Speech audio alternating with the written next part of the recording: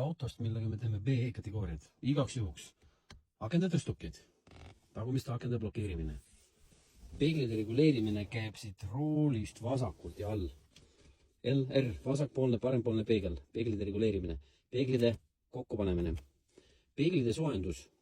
Udutuled. Lisasoojendus.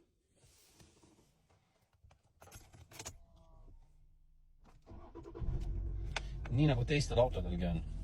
Kui panete mootori käima, tuled lähevad automaatselt põlema. Ääretuled, lähituled, udutuled, suunatuled, kaugtuledega vilgutamine. Vasakult kütusenäit, spidomeeter, tahomeetrinool, jahutusvedeliku temperatuur. Koemehed.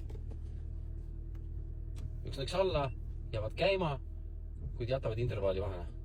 Intervalli reguleerimine, pikemaks muutumine ülesse, lühemaks muutumine allapoole.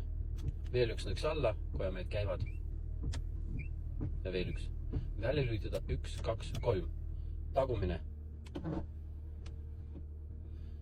Nii, mis siin veel olla võiks? Käigukang. Tegemist on automaatkäigukastiga autoga. Ja käigukangi liigutatakse täpselt nii, nagu siin joonise peal on. Nõksutades siksakiga. Nii. Tagurpidi käik. Ja meil on olemas ka tagurduskaamera. Kärukonks on siin. Neutraal. Drive. Et siit asendist te sõidate. Sellest allapoole õppesõidu ajal me ei lähe. Parking. Peatumiseks.